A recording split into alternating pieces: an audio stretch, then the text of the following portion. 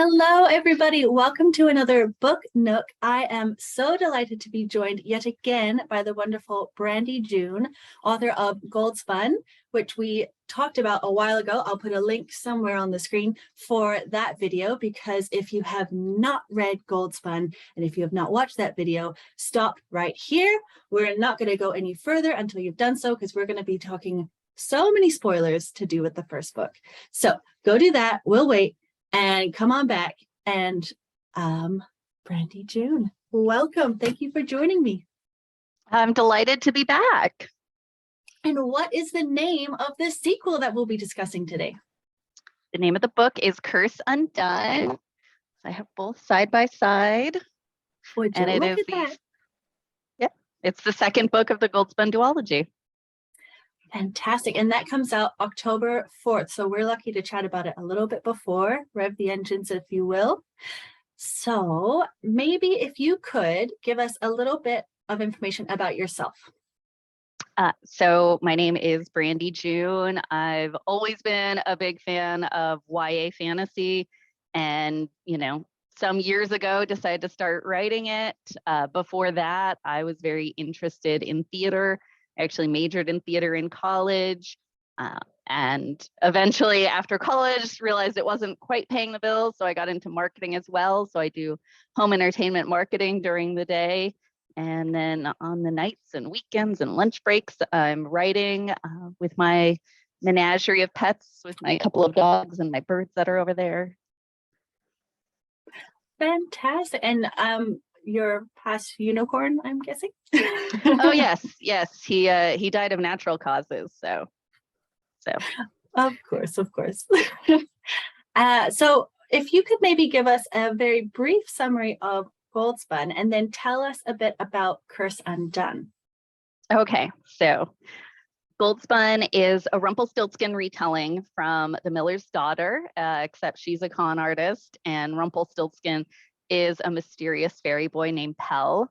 And it's the story of Nor, who's the Miller's Daughter character, basically convinces people that she can spin straw into gold. And the king character, who is Prince Caspar, kind of calls her bluff and is like, yeah, I don't think so. And kind of demands that she do it at the palace to prove that clearly she's a fraud, except then she calls on Pell's help to transform all this straw into gold. And once she's accomplished that, it's a much of the story is about her deciding where she wants to be in her life, and ending with her at the coronation for Prince Caspar. And spoiler warning, as you've already mentioned, the Fae attack, and she finds out that Pell was actually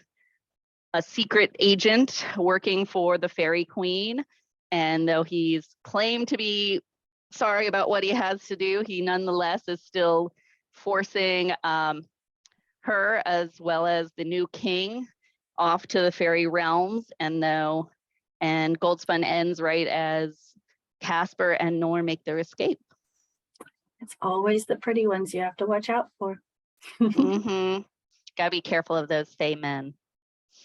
Exactly. And so without giving too much away of Crises Undone, give us a brief pitch about what that one's about.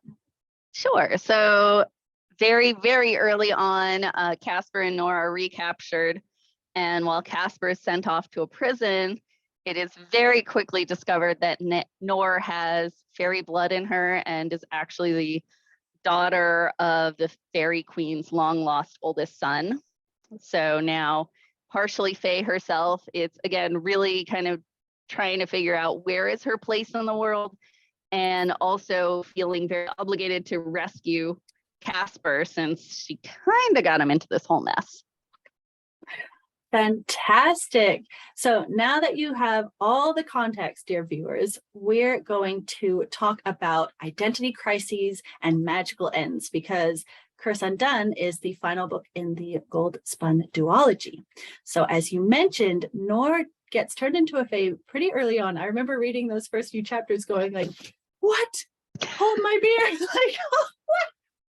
You don't want to be sleeping through those because so much you really get landed right into the action. So she gets turned into Fae against her will and really thrust into this entirely new life and entirely new peoples. So what role would you say identity and belonging play in this novel? It's a huge role. I feel Noor is very much an outsider, at least initially in both Gold Spun and Curse Undone, and through both books, really, it is her finding her place in the world, and not just her place, but also what kind of person she wants to be. If she wants to continue with her life of crime and trickery, or if she wants to raise herself up to something else, and also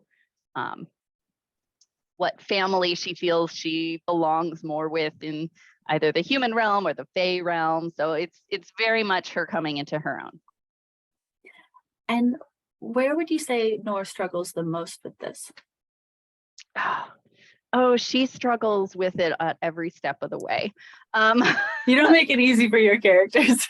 No, definitely not. I'm very happy with how things conclude in this duology. I don't want to give away what how that works, but I feel like so often in these stories, as soon as she feels like, okay, like in Gold Spun, she's like, okay, I'm starting to get the hang of this court palace thing, and all of a sudden she's now in this other realm for the Fae, and here once again she's struggling to fit in. And whereas it was more an issue of upper to lower class in Gold Spun, Curse Undone, it's much more of a fear of the other. It's more human versus Fae, because technically she is at a higher social status, being now that she's discovered she's technically a princess, but she's still very much the outsider and has to deal not only with judgment, but now with like dangerous magic that goes along with it. And it's actually quite interesting too, because with her being, like you say, elevated status in the Fae world, but a lot of people don't agree with her being named heir. And also she's got quite a lot of physical restrictions, especially coming out of that Fae transition, because her body's still healing. On top of that, she doesn't have the magic that all of these Fae, that just comes naturally to them. So she's so on the back foot. She's learning, it's almost like learning a new language while walking on your hands and trying to hold your breath. Like, you just felt for her. I always wanted her to be someone who had to get by being clever. So she was not the one who had, is not I wanted to go kind of against the grain of the chosen one. And so even though in the second we discover that she's basically heir in the fairy realm, she's by no means not the most powerful. She doesn't have the most magic. If anything, she even has less magic because she's still half human. And so she can't just rely on magically making her life better. She has to, if anything, magic is more of a danger to her now that there are those in this court that would like to, either control her or see her dead or gone, who have far more magic than she does. Oh, definitely. And some of the things that they can do. I mean, I love, this isn't a spoiler, but it's very early on where she just loses her door to her room, and she's kind of resigned to the fact where it's like, well, I guess I don't have a door. Like, I don't know how to make a door. I don't know how to find a door. Mm-hmm. So what kind of research was needed to make her transition to the Fae most poignant for the reader? And also, what research did you do for the Fae world in general? A lot of the research I did on this one was looking up different kinds of Fae throughout mythology and history, and was trying to think of what would be a way to kind of create sort of a diverse Faescape, I guess. And a lot of them I didn't necessarily call out by specific titles, but I used to incorporate into sort of the cast of characters you have, because you have some of the Fae that are very similar to Pell and kind of your willowy, translucent wing, tipped ears. But there are also those who are more of like an aquatic type, or similar to what you might think of as like an ogre or giant tree creatures. So I wanted to flesh out this Fae world in a similar way to what I had done, thinking about where the different people and the different noble families came from in Gold Spun. Fantastic. And then did you have any specific book series or even real life places that you drew inspiration from? It's a good question. I mean, I did when I was reading the Cruel Prince series by Holly Black, or Folk of the Air series, I think.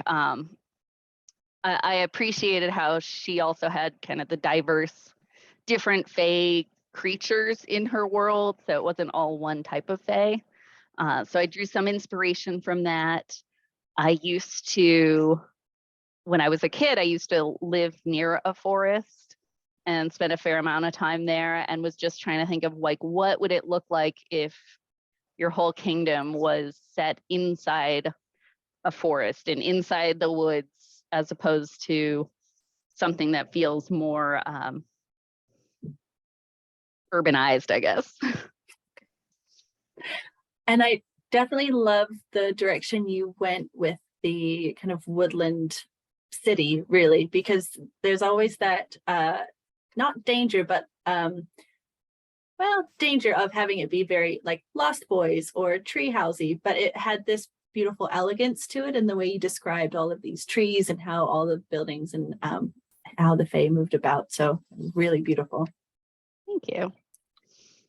So tell me more about the human Fae conflict in the duology. So a lot of it, as I mentioned before, really kind of boils down to like fear of the other, especially because I think that is such a universal issue that we see in the real world as well, you know, not necessarily with Fae, but with, you know, the other or the unknown or the outsider who is viewed as, oh, this person or this group of people must be inherently wrong or bad, ultimately because I don't know them or understand them. So that was where I initially was like, this is where the main conflict is. And the rest of the story revolves around getting to know them and discovering that like everyone, there isn't a good or bad race of creatures. It is much more based on individual interactions, as well as, you know, people doing what they feel is best for themselves and for their community and their homes. Oh, and I love that. That's such an important message that I think at every stage in human history we need. So maybe one more book that has that beautiful message is going to finally drive that message home. That would be great. So in this novel, we see more of Nora's relationship with Pell, where in the first one, we really had a lot of her with King Caspar, and a little bit of Pell where he would kind of flutter in and do something dashing and then flutter up. So we have more time with this handsome Fae, which then makes her choice between those two love interests a little bit more difficult, especially as, since she is now a Fae herself, she can relate more to those of the same kin. What advice would you give aspiring authors wanting to write compelling love triangles? For me, it was very much that I loved both characters, both Pell and Caspar are both characters very close to my heart. And for a long time, I didn't know who she would end up with. And I very much imagined it going either way.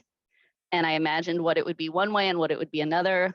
What I've heard from readers who enjoyed this love triangle, but especially those who are normally frustrated with them, is that a lot of times the choice is so obvious which one is the correct person for the main character to end up with, and that really wasn't the case here. I have, you know, I worked very hard to come up with a lot of pros and cons for each one of these guys, and how, you know, how the relationship with Nor would look if she went one way versus another. So I tried to make both sides very compelling, which then makes it very hard for her to choose, which I think makes for a more interesting read. Oh, definitely. Yeah. No, the worst is when you get a love triangle set up. It's like, but I don't like option A or B. Is there a secret C that I don't know about? Or Yep. like you say, if it's either clear from the protagonist or from the author's writing style that, Edward's always going to get with Bella. Like Jacob never stood a chance. Sorry to those on Team Jacob. What was your favorite aspect when writing your world? What was your favorite aspect in your world to write about? I love incorporating old fairy tales. I love being able to take kind of the essence of them and kind of use that to then create new stories and new experiences. So the first book, very much the Rumpelstiltskin retelling, whereas Curse Undone takes some, it kind of, the original Rumpelstiltskin ends far before Gold Spun ends. So once you get to Curse Undone, while you still have the same cast of characters, we're now in a different situation. And for that, I drew a lot of inspiration from the Wild Swans. So that was a fun one to kind of think about how to, how to work it in. And what I love about retellings is you don't have to stick to exactly what happened in the original. So it was fun to be like, I will pick this element and this element and this element and throw the rest out the window.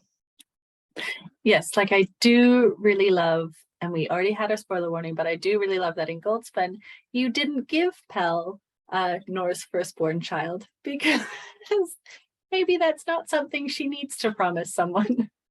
It didn't feel right for these characters in this story. Well, exactly. And it's nice to have that fresh take on it.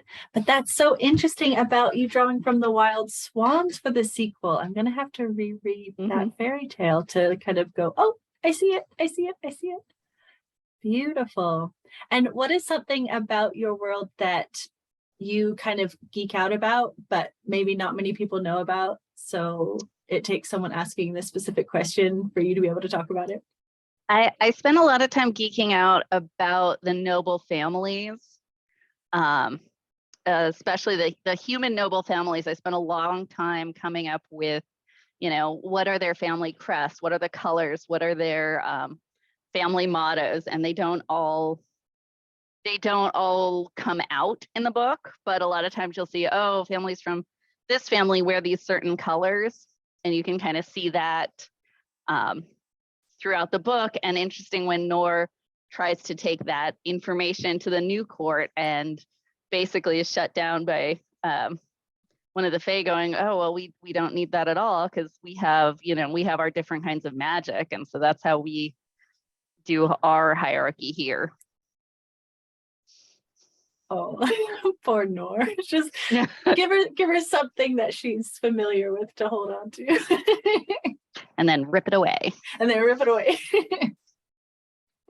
What was the most challenging part about closing the story in Nor's world? Well, from a technical aspect, I had drafted this book thinking it would be a trilogy. And when I started getting serious about it with my publisher, and we went back and forth a few times and decided that it would really work better as a duology, I had the challenging task of basically taking this full-length rough draft, cutting it in half, and then writing the second half of the book. So I think that was technically that was the most challenging. I'd say emotionally, it's also hard to have these characters who have lived in my head for so long and be like, okay, your story's pretty much done now. It was great. It was great hanging out with you guys. Yeah, maybe we'll reread you and hang out next year. Well, and is there any character that you would imagine doing, like a spin-off book or like a side story? Maybe. There's definitely a lot of characters who I could see that happening. And I spent a lot of time thinking about the stories on some of the supporting characters. I think, Nor and Casper and Pell, really have told their story in this, but I could definitely see some of the supporting characters having more of their own stories. There's a fairy in Curse Undone who befriends Nor to a certain degree, and I could see like, oh, more of her story, or Casper's sister Constance and her girlfriend, and kind of what they do, especially while Nor and Casper are MIA, and how they're handling things. So I really like a lot of my supporting characters, and potentially could see some stories from them. And I, for one, would be here for a story about her youngest brother, Jacoby. Mm-hmm. Yeah. Yeah, Jacoby. Yeah. I just loved him. He made me smile every time. And I was so sad when she was, in the Fae world, and like, but Jacoby's not there. Yeah, I think her brothers were a lot of fun and very different. I actually think the middle brother, Finn, was a lot of fun because he's a little like her in the way that he's a little tricky, but also, it's hard to pull the wool over his eyes. Yes. Well, with an older sister like Nor, he would be a fool to have people pull the wool over his eyes. Exactly. So do you have any other projects coming up next? There's a couple things in the works that I'm working on. Nothing I can really announce at the moment, but I'm definitely keeping myself very busy. Speaking of, because Curse Undone comes out October 4th of this year, which is so soon, it's crazy. What kind of events or guest speaking spots have you got coming up for that? So I have at least 3 or so signings set up for next month.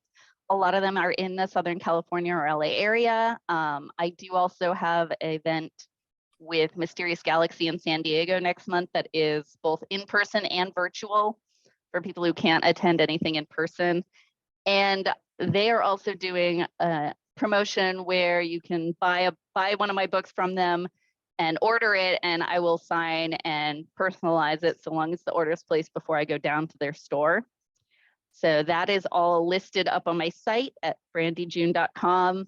I'm also continuing my pre-order swag campaign for Curse Undone up on my site. So I have like signed book plates and bookmarks and some really cute little pins I put together. So that is at least what's confirmed now. I'm always updating the events on my site. It's keeping me very, very busy. Yeah, no rest for the authors, hey. Writing the book was the easy part. I know the next 2 months are a bit of a whirlwind as I kind of launch my second baby. Oh, and it's so beautiful. If you don't mind holding both, I can see them in the background, but holding either, let's hold up both of them up to the camera there for people. Oh, delighted to. Oh, I just love how they pair so beautifully. Oh, I love how they came out. I know I have weird glare, so. But yeah, I love just side by side. I think they're so pretty. I love how the publisher kind of got the essence of both, but yet they also tie in very nicely together. Yes, and you definitely get that sense of unease from the Curse Undone cover. Mm-hmm. Yeah, what I really loved, because I was fortunate to be pretty involved with the cover art process, is that Gold Spun definitely I wanted the filigree around the edges, as she is now in this palace, and with Curse Undone I wanted a similar effect, but I wanted it to be thorns and something that was obviously a more in the wild experience. So I love how you kind of get that from the covers. Amazing. Well, and thank you so much for joining me today. It has been such a delight. I'm so honored that I got to talk to you about Gold Spun, and now we've been able to round off the duology talking about Curse Undone, and I cannot wait for your next projects coming up. So thank you so much. Awesome. Well, thank you so much for having me. This has been a pleasure.